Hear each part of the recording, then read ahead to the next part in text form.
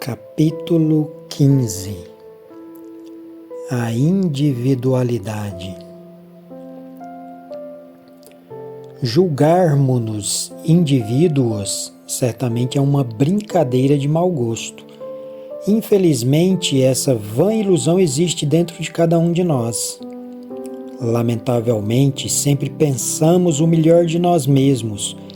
Jamais nos ocorre a ideia de não possuirmos uma individualidade autêntica. O pior de tudo é que até nos damos ao luxo de acreditar que desfrutamos de vontade própria e plena consciência. Pobre gente, que nécios somos!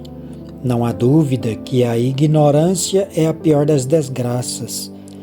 Dentro de cada um de nós existem milhares de indivíduos diferentes, tipos diferentes, eus que brigam entre si e que lutam pela supremacia sem qualquer ordem ou acerto entre si. Se fôssemos conscientes, se despertássemos de tantos sonhos e fantasias, quão diferentes seriam nossas vidas. Porém, para o cúmulo da desgraça, as emoções negativas, as autocomiserações e o amor próprio nos fascinam, nos hipnotizam e nunca permitem que nos lembremos de nós mesmos a fim de nos vermos tal qual somos. Acreditamos ter uma única vontade, quando na realidade temos muitas vontades diferentes. Cada eu tem a sua. A tragicomédia de toda essa multiplicidade interior torna-se pavorosa. As diferentes vontades internas chocam-se entre si, vivendo em permanente conflito e atuando em diferentes direções. Se tivéssemos verdadeira individualidade, se possuíssemos autêntica unidade em lugar de sermos uma multiplicidade, teríamos também continuidade de propósitos, consciência desperta e vontade própria, individual. Mudar esse estado de coisas é o mais indicado. No entanto, precisamos começar a ser sinceros conosco mesmos. Precisamos fazer um inventário psicológico de nós mesmos para saber o que sobra e o que falta. É possível conquistar a individualidade, porém, se julgarmos já possuí-la, tal possibilidade deixará de existir. É evidente que jamais lutamos para obter algo que acreditamos já possuir. É a fantasia que nos leva a crer que já somos possuidores de individualidade. Até existem escolas que ensinam isso. É urgente lutar contra a fantasia. Ela nos faz parecer como se fôssemos isto ou aquilo, quando na realidade somos miseráveis, sem vergonhas e perversos. Pensamos que já somos homens verdadeiros, quando na realidade não passamos de mamíferos intelectuais desprovidos de individualidade. Os mitômanos julgam-se deuses, mahatmas, etc. Não suspeitam sequer que não possuem nem mente individual nem vontade consciente. Os ególatras adoram tanto o seu querido ego que jamais aceitarão a ideia da multiplicidade de eus dentro deles mesmos.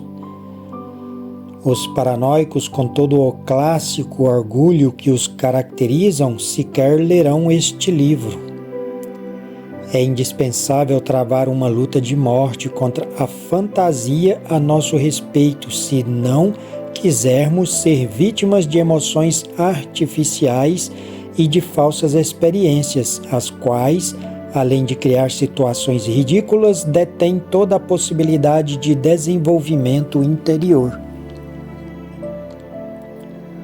O animal intelectual está tão hipnotizado por sua fantasia que sonha ser um leão ou uma águia, quando na realidade não passa de simples verme do lodo da terra.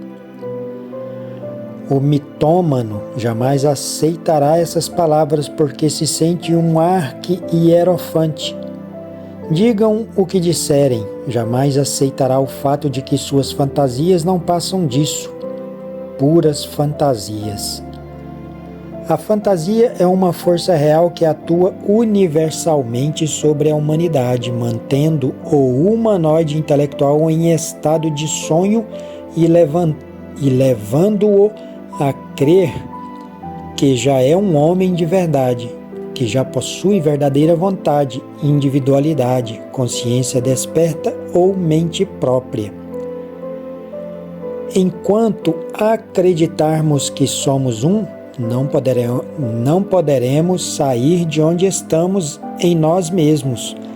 Permanecemos estancados e, por fim, degeneramos e involuímos.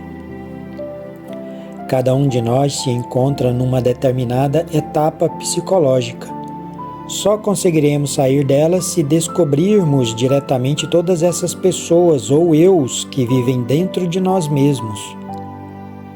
É claro que, mediante a autoobservação íntima, poderemos ver as pessoas ou eus que vivem em nossa mente, as quais precisamos eliminar para conseguir uma transformação radical. Esta percepção, esta autoobservação, muda fundamentalmente todos os conceitos equivocados que temos sobre nós mesmos. Como consequência, evidenciamos o fato concreto de ainda não possuirmos verdadeira individualidade. Enquanto não passarmos a nos auto-observar, viveremos na ilusão de que somos um e, consequentemente, nossa vida será um equívoco.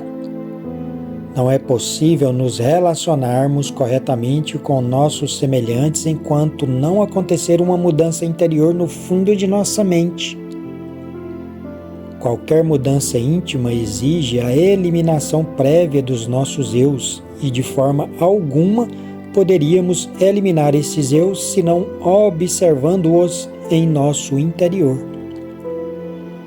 Aqueles que se sentem que pensam de si o melhor, aqueles que não aceitam a doutrina dos muitos eus, é claro que tampouco desejam observar os eus. Logo, qualquer possibilidade de mudança neles é impossível. Não é possível mudarmos se eliminar alguma coisa. Não é possível mudarmos sem eliminar alguma coisa. Se aquele que se sente possuidor de individualidade aceitasse o fato do que deve eliminar de si, não teria como ignorar o que deve eliminar. Porém, não devemos esquecer que aquele que crê ser um auto-enganado julga que sabe o que deve eliminar, mas na realidade sequer sabe que não sabe. Trata-se de um ignorante ilustrado. Precisamos nos desegoistizar para nos individualizar. Porém, para quem julga que possui individualidade, é impossível se desegoistizar. A individualidade é 100% sagrada. Raros são os que a têm, embora todos pensem tê-la. Essa individualidade aqui citada refere-se ao ser, o íntimo, Atman, que cada estudante deve encarnar algum dia para se tornar autêntico indivíduo.